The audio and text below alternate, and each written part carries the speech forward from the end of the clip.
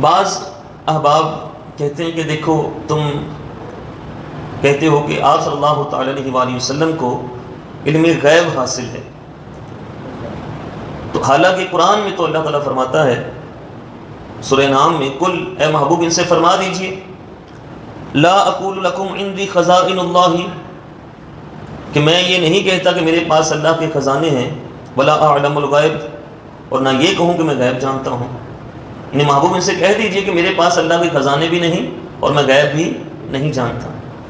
اس آیت کریمہ کو پڑھ کر بہت زور لگائیں گے اور کہیں گے دیکھو ولا اعلم الغیب ولا اعلم الغیب ولا اعلم الغیب، سرکار دو عالم صلی اللہ علیہ وسلم تو فرما رہے ہیں کہ میں غیب نہیں جانتا، میں غیب نہیں جانتا، میں غیب نہیں جانتا، اور تم لوگ کہتے ہو کہ سرکار غیب جانتے ہیں۔ تمہاری معنی یا سرکار کی معنی، قرآن کی معنی، کس کی معنی؟ یہ آیت پڑھ کر بڑا وہ زور لگاتے ہیں۔ اصل میں بات یہ ہے کہ یہودیوں کی سازشیں ایسے ہی نہیں پھیلی، یہودیوں کی کچھ حرکات بھی ہیں جو منتقل ہوتی آئی ہیں۔ یہودی کیا کرتے تھے؟ اپنے مطلب کی آیت کو رکھ لیتے تھے، اگلی پہ ہاتھ رکھ دیتے تھے۔ ایک فیصلہ سرکار دو عالم صلی اللہ علیہ وسلم کی خدمت میں آیا تو آپ صلی اللہ تعالی علیہ وآلہ وسلم نے فرمایا تم اپنی کتاب لے آؤ، اس میں بھی یہی لکھا ہوا ہے۔ انہوں نے کہا ٹھیک ہے لے آتے ہیں کتاب۔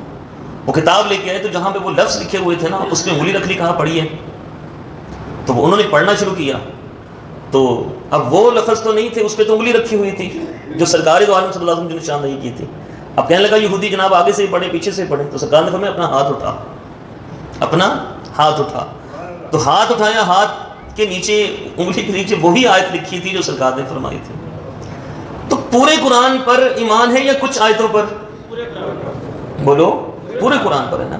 اب جب یہاں اللہ تعالیٰ یہ فرما رہا ہے کہ محبوب ان سے فرما دیجئے ولا اعلم الغیب، میں غیب نہیں جانتا، وہاں اللہ تعالیٰ یہ بھی ارشاد فرماتا ہے سورہ جن کے اندر عالم الغیبی، کہ اللہ عالم الغیب ہے، فلا یظہر علی غیبہ احدا، وہ کسی پر غیب ظاہر نہیں کرتا۔ اللہ عالم الغیب ہے، وہ کسی پر غیب ظاہر نہیں کرتا، الا من ارتضی من رسول، مگر جو اس کے پسندیدہ رسول ہیں ان پر غیب کو ظاہر فرما دیتا ہے۔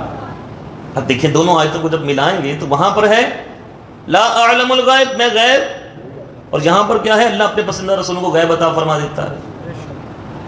پھر سورہ تکویر کے اندر اللہ تعالیٰ فرماتا ہے وما ہوا علی الغیب بضنین، کہ میرا یہ محبوب غیب کی باتیں بتانے میں بخیل نہیں ہے۔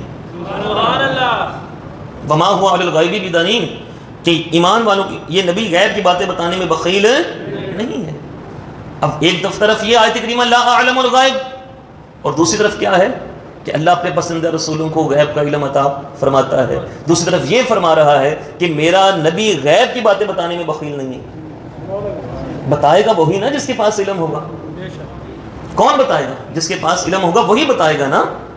پھر اگلی آیت کریمہ سنیے گا، فرمایا وما کان اللہ لیطلعکم علی الغیب، اللہ کی یہ شان نہیں کہ لوگوں تمہیں علم غیب دے، اللہ کی یہ شان نہیں کہ تمہیں غیب کا علم دے دے، ہاں ولکن اللہ یجتبی من رسلہ من یشاء، ہاں اللہ اپنے رسولوں میں سے جس کو چاہتا ہے اسے چن لیتا ہے، اسے علم غیب عطا فرما دیتا ہے۔ سبحان اللہ۔ آواز کم نہیں ہے۔ سبحان اللہ۔ اب ایک طرف لا اعلم الغیب، وہی آیت کریمہ ذہن میں رکھیں، اور دوسری طرف یہ ساری جو میں آیتیں پڑھ رہا ہوں وما هو علی الغیب بضنین، پھر ما کان اللہ لیطلعکم علی الغیب ولکن اللہ یجتبی من رسلہ من یشاء، پھر عالم الغیب فلا یظہر علی غیبہ احدا الا من ارتضی من رسول، کہ اللہ اپنے پسندیدہ رسولوں کو علم غیب عطا فرماتا ہے۔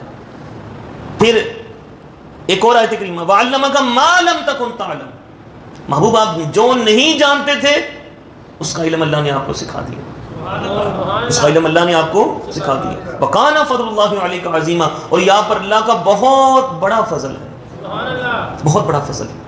اچھا اب اس کا کیا نتیجہ نکالیں گے؟ دیکھیں ایک الجھن سی پڑ گئی نا، ایک طرف آیت کیا ہے لا اعلم الغیب، میں غیب نہیں جانتا، اور ایک طرف آیت کیا ہے کہ یہ غیب کی باتیں بتانے میں بخیل نہیں ہے، اللہ اپنے پسندیدہ رسولوں کو غیب کا علم عطا فرماتا ہے، اللہ اپنے جو چنے ہوئے رسول ہیں ان کو علم غیب عطا فرماتا ہے۔ یہ کیسے اس کا معاملہ کریں گے؟ وہ بھی حق ہے، یہ بھی حق ہے، وہ بھی حق ہے قرآن کی، یہ بھی قرآن کی آیت کیا ہے، یہ بھی حق، کوئی بھی غلط نہیں ہے، سمجھنے کا انداز مختلف ہے، اس کا انکار بھی کفر، اس کا انکار بھی کفر۔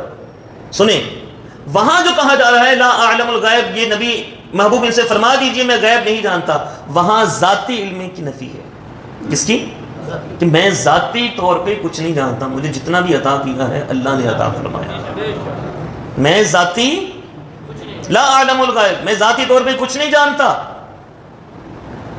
نہ ہی میں کہتا ہوں کہ میرے پاس اللہ کے خزانے ہیں ذاتی طور پر، ذاتی طور پہ نہ میرے پاس اللہ کے خزانے ہیں، ذاتی طور پہ نہ میں علم غیب جانتا ہوں۔ ہاں اللہ نے مجھے خزانے بھی بے بہا عطا فرمائے ہیں اور مجھے علم غیب بھی بے بہا عطا فرمایا۔ اونچی آواز سے کہہ دیجیے، دونوں آیتوں برابر ہے، کسی ایک کا بھی انکار کریں تو دار اسلام سے خارج ہو جائیں گے۔ تو وہاں جو نفی ہے وہ کس کی ہے؟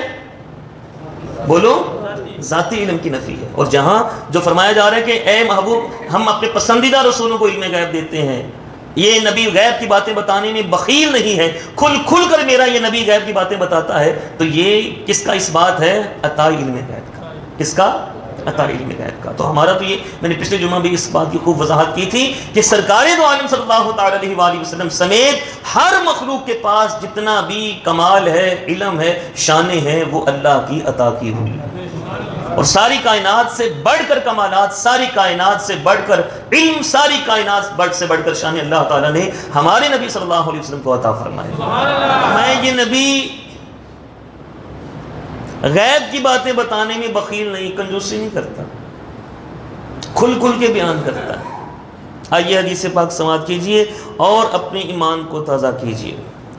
بخاری شریف کے اندر یہ حدیث پاک ہے، کہہ دیجئے سبحان اللہ، کہہ دیجئے سبحان اللہ۔ بخاری شریف کے اندر یہ حدیث پاک ہے، ہمارے آقا صلی اللہ تعالی علیہ وآلہ وسلم اپنے گھر میں تشریف فرما تھے، ظہر کی نماز کا وقت آیا تو جناب انس رضی اللہ تعالی عنہ آپ فرماتے ہیں کہ آپ صلی اللہ تعالی علیہ وآلہ وسلم نے ہمیں ظہر کی نماز پڑھائی۔ پھر جب آپ نے سلام پھیرا تو آپ منبر پر کھڑے ہوئے، سلام پھیرنے کے بعد سرکار دو عالم صلی اللہ علیہ وسلم منبر پر کھڑے ہوئے تو آپ صلی اللہ تعالی علیہ وآلہ وسلم نے قیامت کا ذکر کیا، قیامت کے دن یہ واقعات ہوں گے، قیامت کے دن یہ واقعات ہوں گے، قیامت کے دن یہ معاملات ہوں گے۔ پھر آپ نے ذکر کیا کہ قیامت سے پہلے بہت بڑے بڑے کام ہوں گے، دجال کا ظہور ہوگا، امام مہدی تشریف لے کے آئیں گے، یاجوج ماجوج وہ نکلیں گے، سیدنا عیسیٰ علیہ السلام وہ تشریف لے کے آئیں گے۔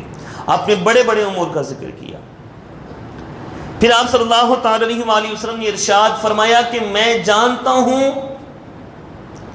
کہ کون جنتی ہے اور کون جہنمی ہے، سبحان اللہ، میں جانتا ہوں کون جنتی ہے اور کون جہنمی ہے۔ اچھا، یہ اب سامنے اس وقت منافقین بھی بیٹھے ہوئے تھے، تو منافقین آپس میں کہہ رہے کہ پتہ ہے کہ مجھے میں کون جنتی ہے کون جہنمی، ہمارا تو پتہ نہیں ہے، ہمارا تو پتہ نہیں ہے۔ یہ منافقین نے سرکار دو عالم صلی اللہ علیہ وسلم کے علم مبارک پر اس وقت تان کیا۔ آپ صلی اللہ تعالی علیہ وآلہ وسلم اللہ کی عطا سے، تو اللہ کی عطا سے آپ تو دلوں کے راز بھی جانتے ہیں، میں آپ کو حدیث مبارکہ آگے سناؤں گا، تو اللہ کی عطا سے جانتے۔ آپ صلی اللہ تعالی علیہ وآلہ وسلم نے منبر پر کھڑے ہو کر ارشاد فرمایا، الفاظ سنیے گا، فرمایا سلونی، تم مجھ سے جو کچھ پوچھنا چاہتے ہو پوچھو، جو کچھ پوچھنا چاہتے ہو مجھ سے وہ تم پوچھو۔ یہ سلونی، اس کے اندر اتنا علم ہے، اتنا علم ہے کہ بندہ اس پہ جتنی مرضی وہ لگاتا جائے نا، اتنا اس کے اندر عموم ہے۔ سلونی اما شئتم، جو تم چاہتے ہو مجھ سے پوچھو۔ اس میں یہ نہیں ہے صرف کہ دنیا کے تم مجھ سے پوچھ سکتے ہو، آخرت کے بارے میں نہیں پوچھ سکتے، یا آخرت کے بارے میں پوچھ سکتے ہو، دنیا کے بارے میں نہیں پوچھ سکتے۔ تم جمادات، نباتات، حیوانات، ان کے حوالے سے نہیں پوچھ سکتے، صرف شرعی مسائل پوچھ سکتے ہو، نہیں۔ سلونی عما شئتم، جو تم چاہتے ہو، جو تم چاہتے ہو وہ مجھ سے سوال کرو۔ اور سرکار دو عالم صلی اللہ علیہ وسلم نے منبر پر کھڑے ہو کر یہ بات فرمائی۔ جناب انس رضی اللہ تعالیٰ عنہ فرماتے ہیں کہ آپ صلی اللہ علیہ وسلم جب یہ فرمایا نا تو آپ صلی اللہ علیہ وسلم نے قسم اٹھائی، کہا اللہ کی قسم مجھ سے تم کسی بھی چیز کے بارے میں پوچھو گے، یہاں کھڑے کھڑے میں اس کا جواب دوں گا، کھڑے کھڑے میں اس کا جواب دوں گا۔ اب ایک شخص نے سوال کیا، جناب انس رضی اللہ تعالیٰ عنہ بیان کرتے ہیں کہ انصار جو صحابہ تھے بہت زیادہ رونے لگے، اور سرکار بار بار یہی فرما رہے تھے، سلونی سلونی، سوال کرو مجھ سے، سوال کرو مجھ سے۔ یہ وما ہوا علی الغیب بدنین کہ نبی غیب کی باتیں بتانے میں بخیل نہیں ہے، اس کا اظہار ہو رہا ہے، اس کا یہ اظہار ہو رہا ہے، بار بار مجھ سے سوال کرو، مجھ سے سوال کرو۔ جناب انس رضی اللہ تعالیٰ عنہ کہتے ہیں تو ایک شخص کھڑا ہوا، اس نے کہا قیامت کے بعد میرا داخلہ کہاں ہوگا، جنت میں یا دوزخ میں؟ یہ سرکار دو عالم صلی اللہ علیہ وسلم سے اس نے پوچھا، سوال پہ غور کیجئے، اور سرکار دو عالم صلی اللہ علیہ وسلم کے علم مبارک پر کیا کہنا کہ سرکار کو اللہ نے کتنا علم عطا فرمایا۔ اب یہ کوئی نماز کا مسئلہ نہیں اس نے پوچھا کہ سرکار یہ بیان کیجئے نماز کس کن چیزوں سے ٹوٹ جاتی ہے، کن سے نہیں ٹوٹتی، اور روزے کے مسائل بیان کیجئے۔ یہ میں نے اس لیے بات کی کہ بعض لوگ نے بس نبی تو بس شریعت کے احکام جانتے تھے اور نہیں جانتے تھے، دنیا داری کے معاملات کو نہیں جانتے تھے۔ تو اب شخص سوال کیا کر رہے ہیں کہ میں مرنے کے بعد میرا داخلہ کہاں ہوگا؟ سرکار دو عالم صلی اللہ تعالی علیہ وآلہ وسلم نے ارشاد فرمایا فی النار، تیرا ٹھکانہ جہنم ہے، تیرا ٹھکانہ جہنم ہے۔ سرکار کو علم تھا تبھی تو بتایا نا، اونچی آواز سے کہیے، اگر سرکار کو علم نہ ہوتا بتاتے؟ آپ صلی اللہ علیہ وسلم یہی فرما دیتے نہیں یہ وہ تو قیامت کے بعد کے معاملات ہیں، وہ اللہ جانے، مجھے نہیں پتا، سرکار یہ فرما دیتے۔ لیکن سرکار نے جب منبر پر کھڑے ہو کے بار بار یہ اعلان کیا، پوچھو مجھ سے، پوچھو مجھ سے، پوچھو مجھ سے، جو تم پوچھو گے منبر پر اترنے سے پہلے پہلے میں تمہیں ہر چیز کی خبر دے دوں گا۔ اس نے پوچھا کہ میرا ٹھکانہ کہاں پر؟ فرمایا جہنم میں۔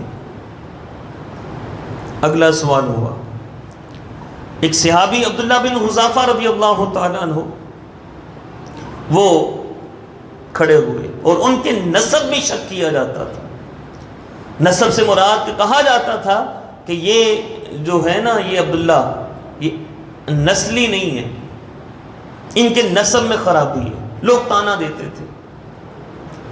اب جب عبداللہ بن حذیفہ وہاں سامنے مجلس میں موجود ہیں اور سرکار دو عالم صلی اللہ علیہ وسلم فرما رہے ہیں پوچھو مجھ سے جو تم نے پوچھنا ہے، عبداللہ بن حذیفہ کھڑے ہو گئے، عرض کیا آقا جب آپ فرما رہے ہیں کہ پوچھو مجھ سے کیا پوچھنا ہے تو سرکار مجھے یہ بتا دیجئے میرا باپ کون ہے،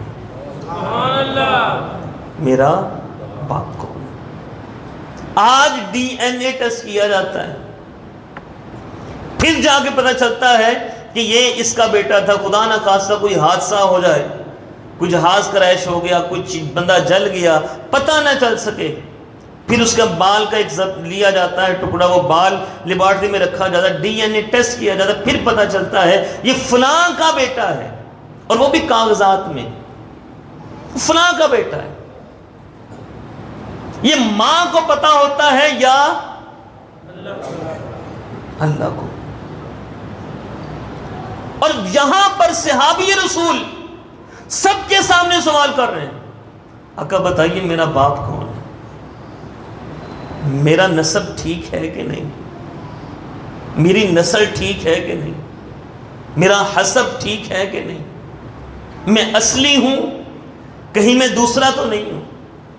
تو آپ صلی اللہ علیہ وسلم یہاں بھی یہ فرما سکتے ہیں میں نے تو کہا تھا شریعت کے بارے میں، یہ تو کوئی شرعی سوال تو نہیں ہے، یہ کوئی شرعی سوال تو نہیں تم نے کیا، نہ تم نے طلاق کے متعلق پوچھا، نہ تم نے روزے کے متعلق پوچھا، نہ تم نے نکاح کے متعلق پوچھا، کوئی خرید و فروخت کے مسائل مجھ سے پوچھو، کوئی دوسرے مسائل پوچھو، یہ تم مجھ سے کیا پوچھ رہے ہو کہ میرا باپ کون ہے؟ مجھے کیا پتا تمہارا باپ کون ہے؟ ہرگز ہمارے آقا صلی اللہ علیہ وسلم نے یہ نہیں فرمایا۔ میرے آقا صلی اللہ تعالی علیہ وآلہ وسلم نے فرمایا ابو کا حذافہ، میرے صحابی تو اصلی ہے، تو نسلی ہے، تیرا حسب ٹھیک ہے، تیرا باپ حذافہ ہی ہے۔ یہ لوگ غلط الزام لگا رہے ہیں، تیرا باپ حذافہ ہی ہے۔ اب یہ جواب سرکار نے، پھر سرکار دو عالم صلی اللہ علیہ وسلم جلال میں سلونی اما شئتم، کرو سوال مجھ سے جو تم نے پوچھنا ہے، کرو۔ اتنا جلال کیوں آیا تھا؟ منافقین نے تانا دیا تھا، ہمارا تو پتہ نہیں ہے، ہمارا تو پتہ نہیں۔ سلونی اما شئتم، پوچھو مجھ سے جو تم نے پوچھنا ہے۔ پھر حدیث پاک میں آتا ہے بخاری شریف کے اندر، آپ صلی اللہ تعالی علیہ وسلم جب بار بار یہ فرما رہے تھے تو سیدنا فاروق اعظم رضی اللہ تعالی عنہ آپ آگے بڑھے، صحابہ رو رہے ہیں کہ سرکار کا جلال بھی تھا نا۔ سیدنا فاروق اعظم آگے بڑھے اور اپنے گھٹنوں کے بل سرکار کے آگے بیٹھے اور یوں ہاتھ جوڑے اور یوں ہاتھ جوڑے اور عرض کی یا رسول صلی اللہ علیہ وسلم ہمیں معاف کر دیجیے، ہمیں معاف فرما دیجیے۔